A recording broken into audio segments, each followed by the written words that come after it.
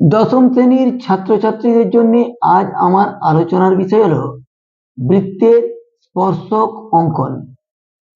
তোমাদের গণিত প্রভা বইয়ের 17 নম্বর অধ্যায়ে এটি আলোচনা করা হয়েছে। আমি ওই বিষয়টি নিয়ে এখানে অঙ্কন প্রণালীটি করে দেখাবো।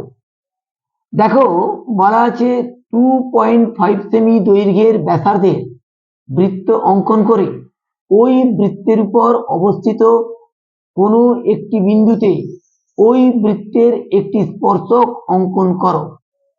তো এখানে স্পর্শক অঙ্কন করতে গেলে প্রথমেই আমাকে যেটা করতে হবে, 2.5 সেমি দৈর্ঘ্যের একটি রেখাংশ টেনে নিতে হবে।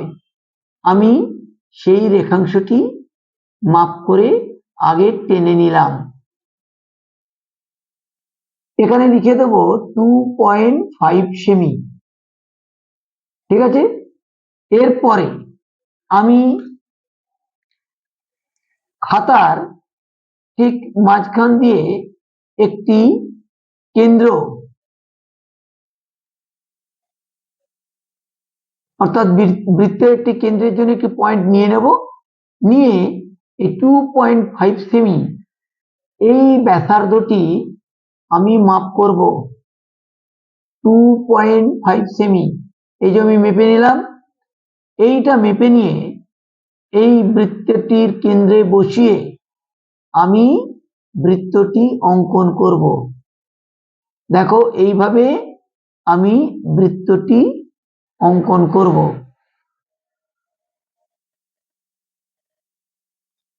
দেখো, আমার বৃত্তটি অঙ্কন করা হয়ে গেল। এরপর বলেছে কি, ওই বৃত্তের উপর অবস্থিত যে কোনো একটি বিন্দুতে, ধরে নাও আমি এইখানে একটি বিন্দু নিলাম, এই বিন্দুতে আমি স্পর্শকটি অঙ্কন করব।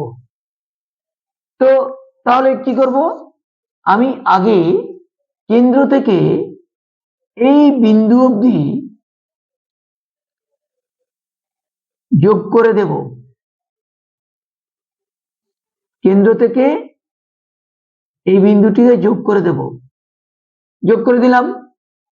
এরপর আমি কি করব, এই জায়গাটিতে, অর্থাৎ পরিধির ওপর কেন্দ্র থেকে ব্যাসার্ধটি পরিধির যে বিন্দুতে মিট করেছে সেইখানে আমি একটি লম্ব টানবো। তো তোমরা জানো লম্ব কিভাবে টানতে হয়, তবু একবার দেখে নাও। যে কোনো ব্যাসার্ধের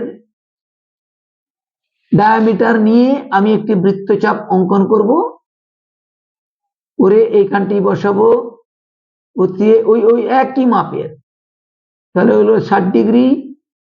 এইখানে আর একটি দাগ দিলাম, এটা হলো 60 ডিগ্রি। এরপরে এই 60 ডিগ্রিটাকে সমদ্বিখণ্ডিত করব। এই দেখো, সমদ্বিখণ্ডিত করে দিলাম। তাহলে কি হয়েছে দেখো, অ্যাকচুয়ালি আমি এখানে লম্ব মানে কি 90 ডিগ্রি কোণ আঁকছি, মানে এইটা হলো 60 ডিগ্রি আর এইটা হলো 60 ডিগ্রি। এই 60 ডিগ্রিকে অর্ধেক করলাম, তাহলে কত হলো 30 ডিগ্রি। তার মানে এই দিকটায় কত ডিগ্রি কোণ হচ্ছে, 60, আর এইখানে 30 পাবো, তাহলে হবে 90। এইবার আমি এই দুটোকে যোগ করে দেব। এটার সাথে এই অংশটা আমি যোগ করে দেব। যোগ করে একদম বাড়িয়ে দেব। দেখো, তাহলেই হলো আমার স্পর্শক অঙ্কন হয়ে গেল।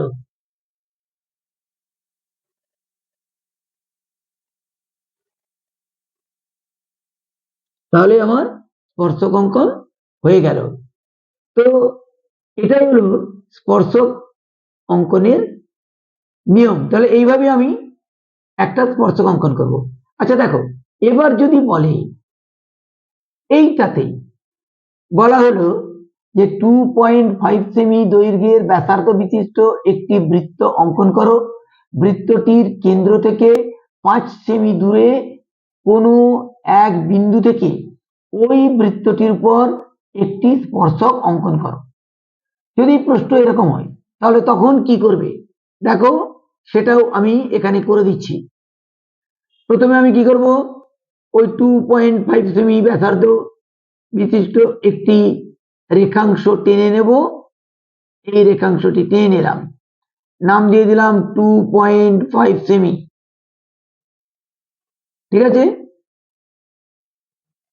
এরপর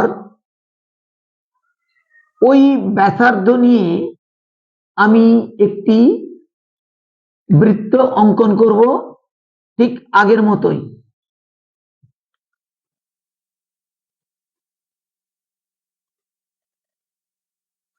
দেখো এই মাপটা নিয়ে নিয়েছি, মাপ নিয়ে এখানে বসালাম, বসিয়ে আমি বৃত্তটা অঙ্কন করছি।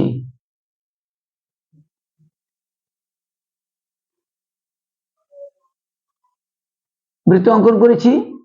এরপর কি বলেছিল, বলেছিল যে ওই বৃত্তটির কেন্দ্র থেকে 5 সেমি দূরে, অর্থাৎ আমাকে আর একটি রেখাংশ টানতে হবে যেটা হচ্ছে 5 সেমি।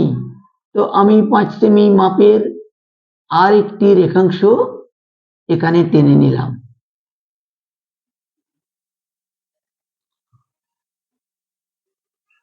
আমাকে ওই 5 সেমি রেখাংশ, বৃত্ত থেকে 5 সেমি রেখাংশটি টেনে নিতে হবে।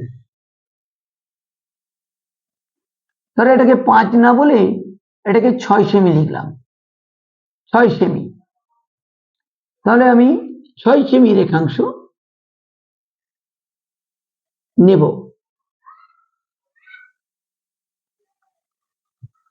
তো এখান থেকে আমি মাপ করে 6 সেমি মাপ করে নিয়ে নিলাম। 6 সেমি, 6 সেমি নিয়ে আমি প্রথমে যেটা করব, এর মধ্যবিন্দু বের করব। সরল রেখার মধ্যবিন্দু করতে গেলে কি করতে হয়, অর্ধেকের বেশি ব্যাসার্ধ নিয়ে রেখাটিকে দুদিক দিয়েই দুটি বৃত্তচাপ টানবো, টানলে বৃত্তচাপ দুটি একটা জায়গাতে মিট করবে। দেখো ক্রস করছে, এই দুটোকে আমি যোগ করে দেব।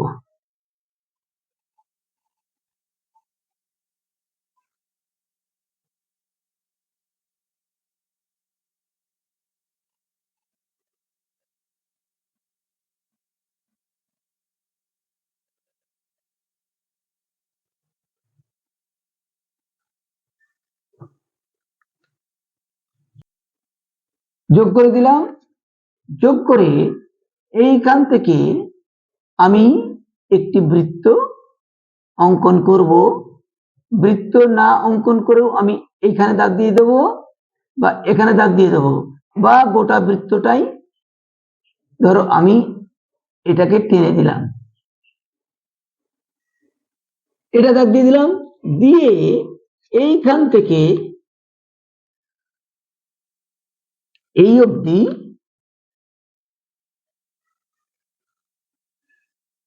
আমি টেনে দেব। তাহলে দেখো এটা কত সেমি ছিল, এই বৃত্ত থেকে, এই বৃত্তের কেন্দ্র থেকে ছিল 6 সেন্টিমিটার। 6 সেন্টিমিটার দূরে ধরো এই বিন্দুটার নাম দিলাম এ, এটার নাম ছিল ও। তাহলে ও এ ছিল 6 সেন্টিমিটার। এ থেকে এই বৃত্তটার উপর একটা স্পর্শক অঙ্কন করলাম।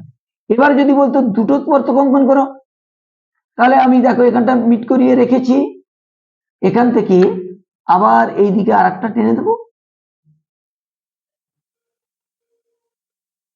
এই দিকে আমি আর একটা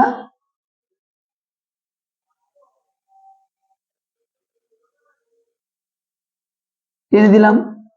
দেখো এখানেও তাহলে একটা স্পর্শক হয়ে গেল। এর নাম ধরো এম দিলাম, এর নাম দিলাম এন। তাহলে স্পর্শকের নাম কি হলো, ও কেন্দ্রীয় বৃত্তটি হলো নির্দিষ্ট 2.5 সেন্টিমিটার ব্যাসার্ধ বিশিষ্ট বৃত্ত, যার কেন্দ্র থেকে 6 সেন্টিমিটার দূরে একটি বিন্দু এ। এ থেকে ও কেন্দ্রীয় বৃত্তের উপর দুটি স্পর্শক হলো এ এম এবং এ এন। একটি হলে একটি লিখবো, একটি টানবো, আর যদি দুটো বলে তাহলে আমি দুটো স্পর্শক এঁকে দেবো। তাহলে এখানে তোমরা স্পর্শক কি করে টানতে হয়, স্পর্শক কি করে অঙ্কন করতে হয়, এই ভিডিওর মাধ্যমে তোমাদেরকে আমি দেখালাম। ভিডিওটা যদি ভালো লেগে থাকে তাহলে অবশ্যই লাইক এবং শেয়ার করো, আর পরবর্তী ভিডিও পাওয়ার জন্য চ্যানেলটিকে সাবস্ক্রাইব করে রেখো। আজকে এখানেই রাখলাম, দেখা হবে পরের ভিডিওয়।